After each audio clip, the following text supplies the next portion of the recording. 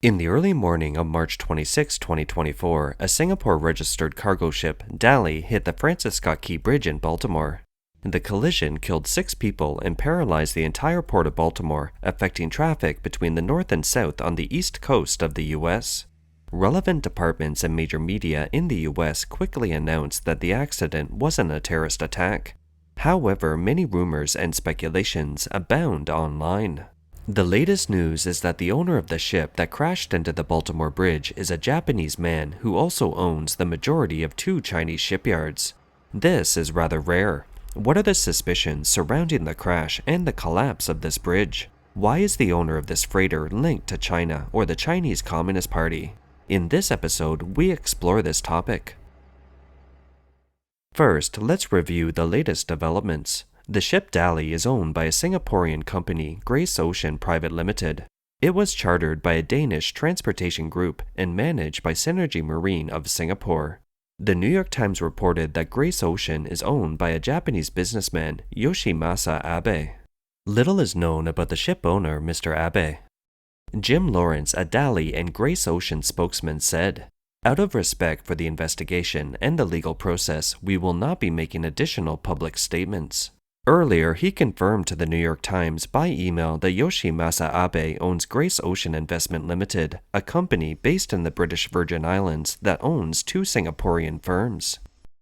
Abe is wealthy and owns more than 50 vessels, including container ships, bulk carriers, tankers, and refrigerated cargo ships. The ships are owned by the 2 Singaporean companies and controlled through an offshore company. Vessels Value, which compiles shipping data, estimates that the total value of the ships, including the damaged Dali vessel, is around $2.9 billion. Ship owners often borrow large amounts of money to buy their fleets, but there is little public information about Yoshimasa Abe's debts or his involvement in other industry investments or earnings. According to the only records available, in 2010, Grace Ocean borrowed $250 million from Mitsui & Company, a Japanese trading firm.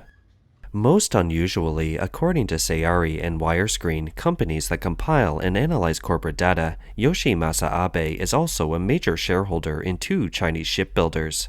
The 2 shipyards are located in Ningbo and can repair more than 200 vessels a year. Matthew Funnell, who writes about China's shipyards for the Center for Strategic and International Studies in Washington, said it's not common for foreign companies to take control of China's shipyards, especially in recent years as the country's industry has consolidated in favor of state-owned enterprises. He said, "There's really not much space for there to be foreign ownership." Among the 68 member companies, schools, and associations focused on ship repair that belong to the China Association of the National Shipbuilding Industry, a trade group, 3 are foreign-owned shipyards, of which Mr. Abe has a majority interest in 2. Based on data from Conceris, a marine insurance data provider, and DJ Global, an exporter of agricultural products for the ship's cargo, the container ship Dali was carrying cargo that included paper and U.S. soybeans destined for China, as well as some hazardous materials. It has a crew of 22, consisting of 20 Indian nationals and at least 1 Sri Lankan national. 300 meters or 984 feet long, the Dali is almost as long as the Eiffel Tower or the Shard in London and about 2/3 the length of the Empire State Building in New York. The ship has a carrying capacity of over 116,000 tons and a container capacity of nearly 10,000 20-foot equivalent units. The ship was carrying 4,700 containers when it hit the Baltimore Bridge.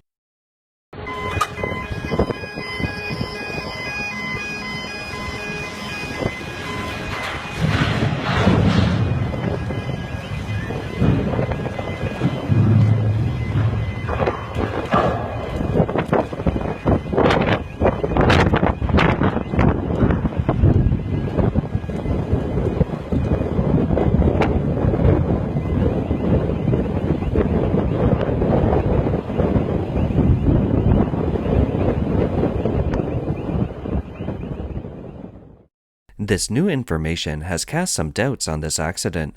The owner of the Dali is Japanese and shares the same last name as the former Prime Minister of Japan, Abe. Imagine, in the past few years, the CCP has been pushing so-called patriotism widely and regarded Japan as the #1 enemy.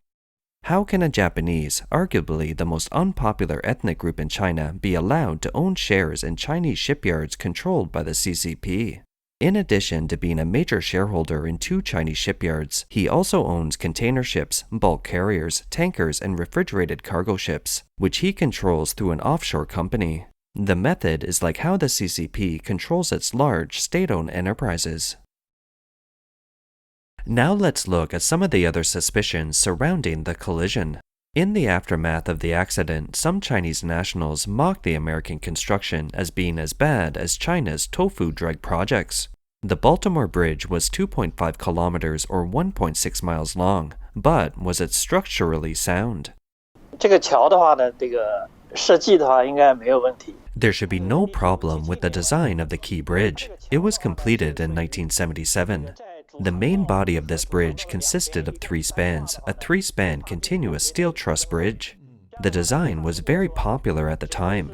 When 3 spans were connected, it was more economical in terms of stress, which means they could save more material and the span could be larger.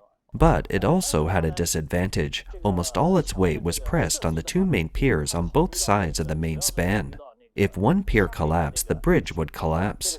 However, the design of the bridge mainly considers the gravity of the vertical load on the bridge, the impact of wind or water flow on the bridge from the side, and earthquakes.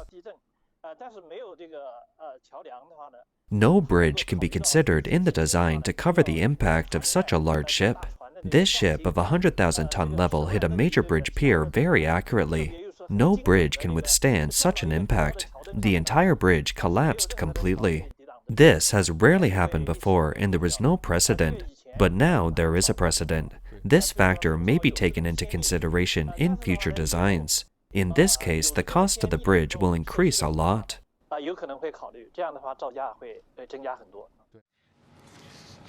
In terms of continuing to stabilize the vessel, mitigating any pollution threat, and removing the vessel from the area, the vessel is stable, but it still has over 1.5 million gallons of fuel oil and lube oil on board.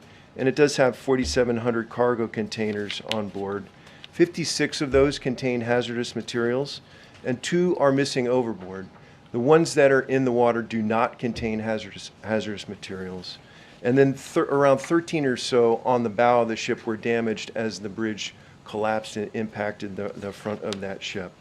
So the Coast Guard has moved aggressively to board the vessel, and we have teams on board.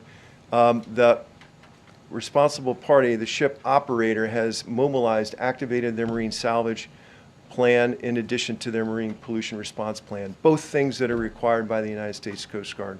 Can you update us on that investigation, and is there a threat to the public from any of the materials on board the ship? There is no threat to the public from the hazardous materials on board. So what do you assess as the risk that some of those materials could leak or spill? So most of these things are things like mineral oils, and even though they're hazardous, we've determined that there really isn't any kind of threat to the public. Some modern bridges around the world, especially after the 1980 Tampa incident, have been designed with different features to mitigate impacts and protect their piers.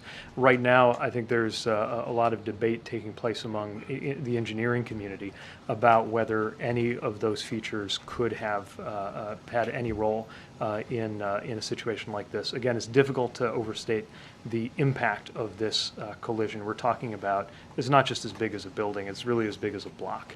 100,000 tons all going into this pier all at once. The U.S. National Transportation Safety Board detailed the progress of the first day of the investigation into the Baltimore Bridge collapse at a briefing on March 27th. The NTSB chair, Jennifer Homendy, said she and her teams were able to board the crashed vessel to inspect the damage. Homendy told reporters that at least 56 containers carrying 764 tons of hazardous materials were on board, with some of the containers breached. This bridge was in satisfactory condition. The last fracture critical inspection was in May 2023. We have not been able to go through that inspection and all the documents, but that will occur after we leave the on-scene portion. And so I have no doubt that we will be able to pull this together in hopefully 12 to 24 months.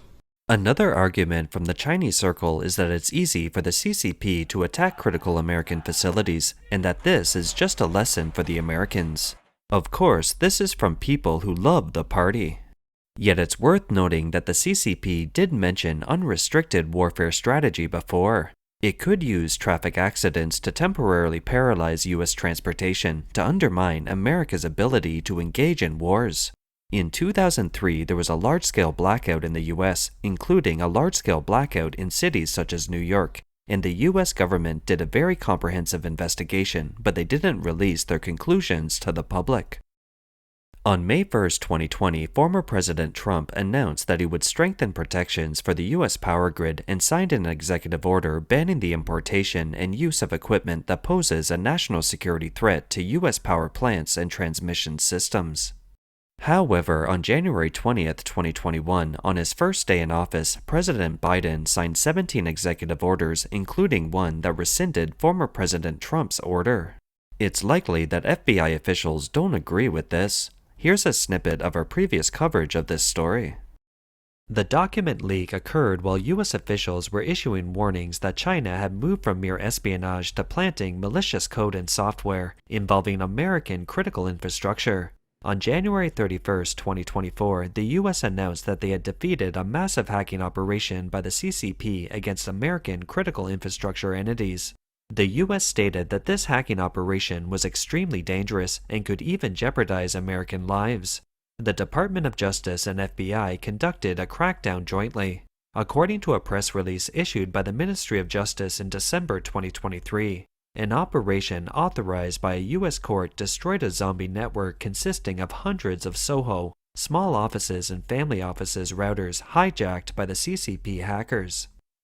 China's hackers are positioning on American infrastructure in preparation to wreak havoc and cause real-world harm to American citizens and communities if and when China decides the time has come to strike. They're not focused just on political and military targets. We can see from where they position themselves across civilian infrastructure that low blows aren't just a possibility in the event of a conflict. Low blows against civilians are part of China's plan. As I've described, the PRC is already, today, putting their pieces in place.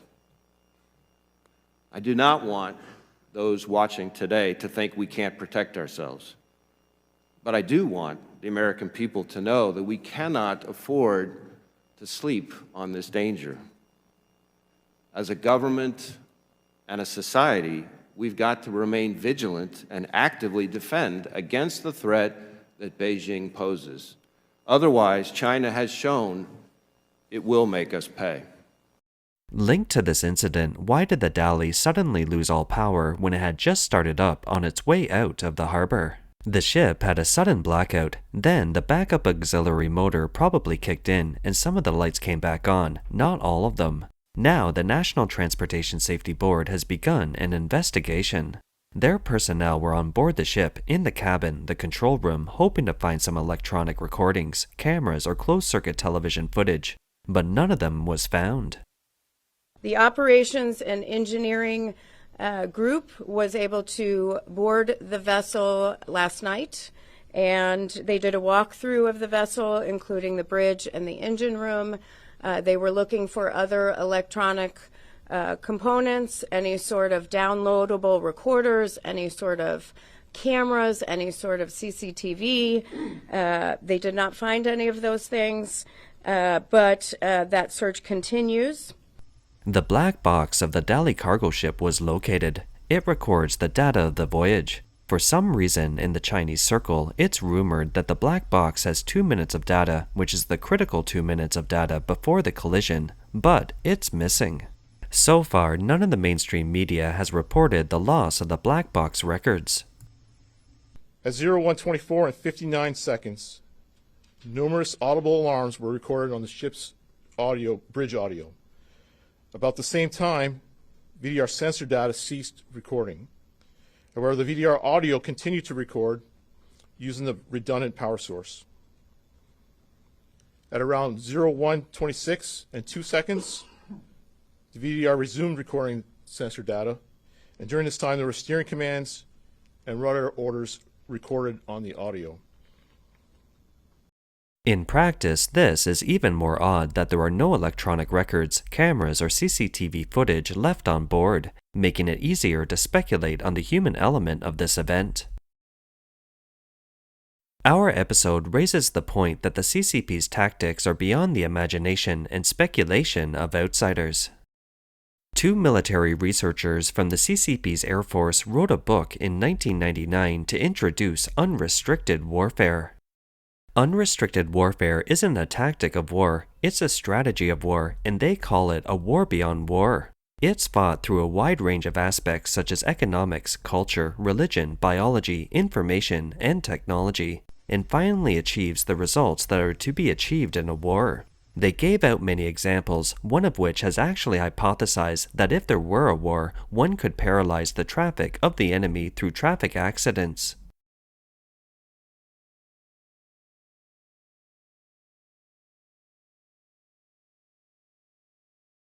The book cited some examples, including military exercises done in the Taiwan Strait in 1995. It said that when the military exercises were held, the stock market of Taiwan as a whole plummeted, causing a knock-on effect, showing that this approach had an impact on the overall situation. The CCP has been using unrestricted warfare since its inception, including its United Front Work Department, which is the executive arm of unrestricted warfare. The United Front has been using all means in the economic and cultural fields to carry out unrestricted warfare. The CCP has been engaged in such warfare against the US for many years, and the US didn't recognize it until 2017, when the government began to react and take action accordingly. For the Baltimore Bridge collapse, a single transportation paralysis isn't that big of an impact for a superpower like the US. Unrestricted warfare requires multiple actions to work together to make a difference. Key Bridge, the 2.5-kilometer-long bridge, is the main thoroughfare between New York and Washington.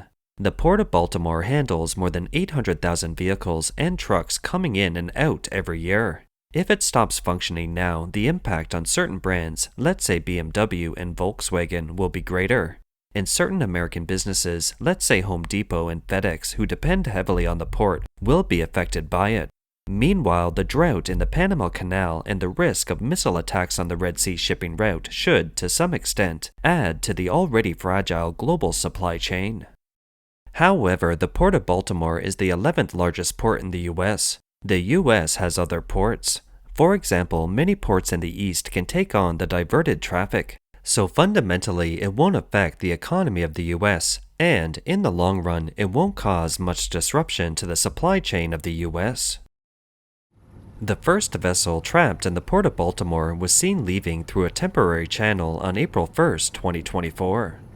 The tugboat Crystal Coast was shown pushing a fuel barge through the channel past the bridge wreckage at 3 p.m. or 1900 GMT, heading to the Dover Air Force Base to supply jet fuel, according to the Key Bridge Response Unified Command.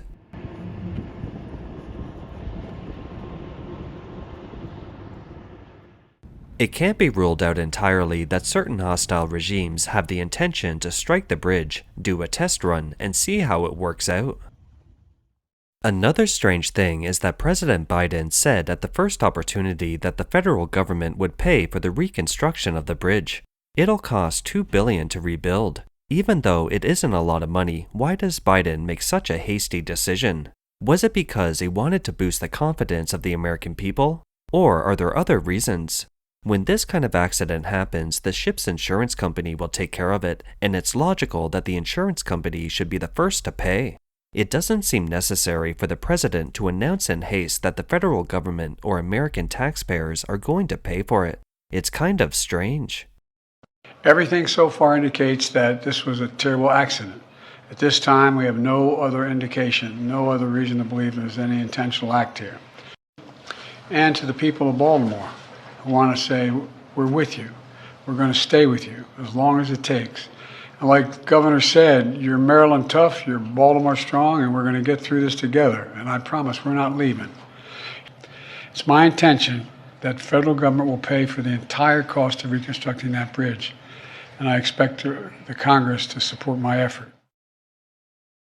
Finally, the legal battle over the crashed Baltimore Bridge has begun and could be protracted given the many parties involved.